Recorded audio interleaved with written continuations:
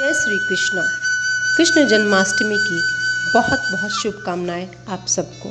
कृष्ण की कृपा हम सब पर हो, ऐसी मेरी शुभकामनाएं हैं। श्री कृष्ण का जन्म हिंदू कैलेंडर के अनुसार भाद्रपद की शुक्ल पक्ष की अष्टमी को रोहिणी नक्षत्र में हुआ था। रोहिणी नक्षत्र में पड़ने के कारण ही इसे कृष्ण जन्माष्टमी के नाम से जाना जाता है। श्री कृष्ण जन्माष्टमी का महत्व का अंदाज़ा इसी बात से लगाया जा सकता है कि शास्त्रों में इसके व्रत को व्रतराज कहा जाता है। इस एक व्रत से कई व्रतों का फल मिल जाता है।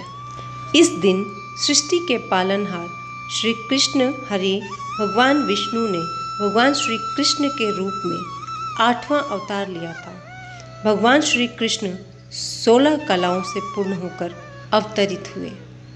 भगवान श्री कृष्ण के कई नाम हैं, जैसे कन्हैया, श्याम, गोपाल, केशव, द्वारकेश या द्वारकाधीश, वासुदेव आदि के नामों से जाना जाता है। उन्हें लीलाधर भी कहा जाता है और उनकी लीलाओं से हम सब परिचित हैं। कृष्ण जन्माष्टमी पूरी दुनिया में बड़े ही धूमधाम से मनाया जाता है। चारों तरफ उत्सव का माहौल रहता है। घरों में भी उत्सव की तरह मनाया जाता है कृष्ण का जन्मदिन।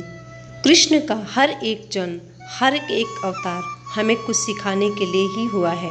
कृष्ण का ये जन्म भी हमें कंस जैसे पापी से छुटकारा दिलाने के लिए ही हुआ था, यानी बुराई पर अच्छाई की जीत के लिए हुआ था।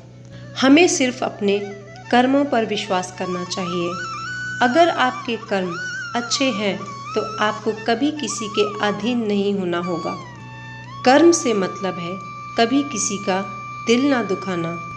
कर्म से मतलब है किसी का हक ना मारना, किसी की बुराई ना करना, लेकिन सच बोलने का साहस हमेशा रखना। कर्म से मतलब है बड़ों का सम्मान करना, छोटों को प्यार देना, अच्छी शिक्षा देना, गरीबों की मदद करना, दान देना अगर आपके पास है तो। लेकिन साथ ही कृष्ण ने ये कभी नहीं कहा कि अगर आप पर कोई बुरा वार करे तो आप अपनी गर्दन दे दो। जहाँ ज़रूरत पड़े वहाँ लड़ो।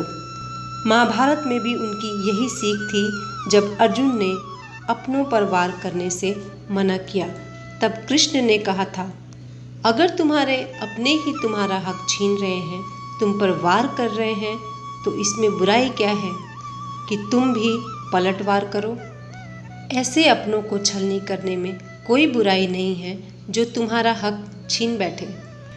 फिर भी तुमने अगर उन्हें नहीं मारा तो वो तुम्हें मार देंगे, और अगर फिर भी तुमने वार नहीं किया, तुमने नहीं मारा, तो मैं उन्हें मार दूंगा। इसके बाद क्या था, अर्जुन को अपने हक की लड़ाई लड़नी पड़ी थी। तो क्या सीखा आपने कृष्ण के इस अवतार से?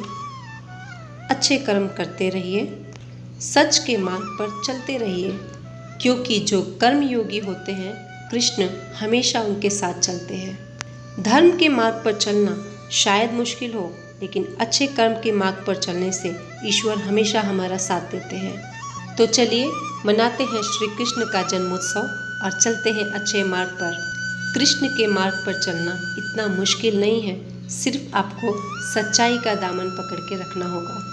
एक बार फिर से आप सबको जन्माष्टमी की बहुत बहुत शुभकामनाएं। जय श्री कृष्ण।